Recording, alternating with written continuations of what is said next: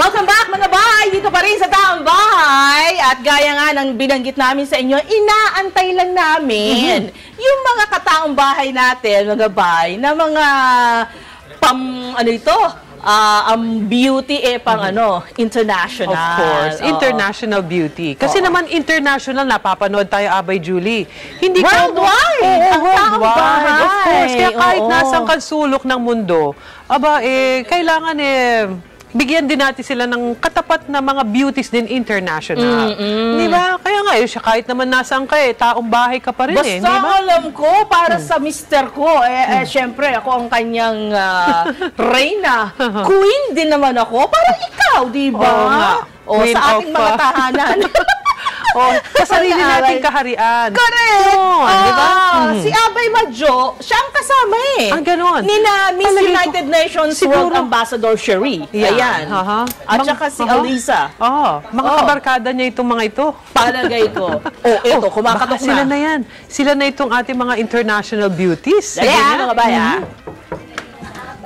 Hello! Hi, good morning! Good morning mga abay na may kasama akong naggagandahan at nag-gorgeous na ng mga beauty Nag-gorgeous talaga. Ayan! Naku. Ayan, please. Hi, good morning. Hello. Welcome to Taong Bahay. Please take your seat. Natatandaan ko siya. Oo, ayan. Good morning. Ayan. How's everybody? Very good, thank you. It seems na all smiles talaga kayo, ha? Do you understand Tagalog? A little? You better, because we won't be talking in English. By the way, mga abay, this is Miss Cherie. Miss Cherie, she is Miss United Nations World Ambassador 2014. And beside her is Miss Alisa Schwarz, Miss Angel USA 2014. At katabi niya, si Miss Eunice Reynoso. Hi everyone! Our very own. Good morning! Very morning, everyone. Sa Miss Earth, diba? So, okay. So, how are you, girls? Very good, thank you.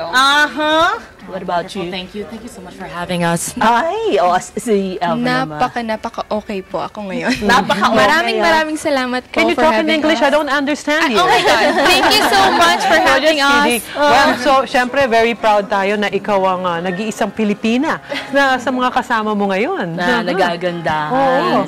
Thank you. So, Madjo, sige.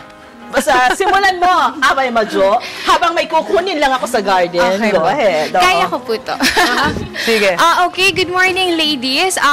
We are here on Taong Bahay, and on my segment, we are going to give ganda secrets or beauty secrets to our kataong bahays.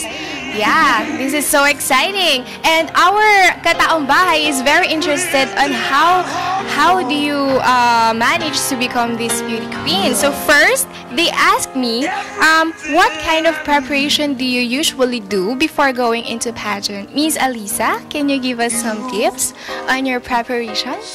Well, I usually start 6 months before the competition starts, and that includes looking at wardrobe, starting a proper diet and exercise regimen, also walking, coaching, speaking, interview, final questions, and it's a lot of hard work, but it all falls together once you start it. So you definitely need to have a plan. So yan, ang mga abay kailangan daw magpaplano muna po tayo ng sobra. Kasabi nga po ni Abay Alisa, 6 months ang kanyang naging preparations. Yan. How about Ma'am Sherry, Miss Sherry? Hi, thank you for having us. I really believe it's a lifestyle change.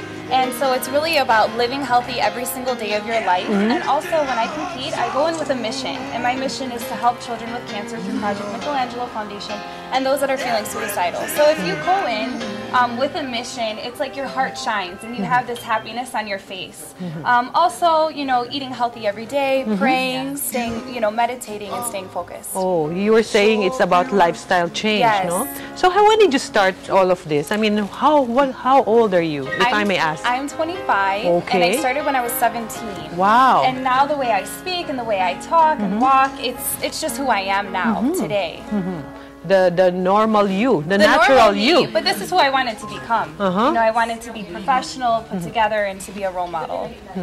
How about Miss Eunice, sa atin namang mga Pilipina, papaano po tayo nagpe-prepare kapag tayo ay sasabak sa isang beauty pageant? Sino doon? So, ang preparation po na ginawa ko is, yun nga, nag-diet, stay fit, ready sa mga question and answers. Actually, I have this camp na they train us, a beauty camp, where Miss MJ Lastimosa and Bea Santiago is. So, they train us on how to walk, how to speak, how to think like a queen, be like a queen, and dress like a queen. So, that's my main preparation sa pagsali ng pageants. Thank you very much. May we ask also how young is Unique? How young? I'm only 20. 20. Yes.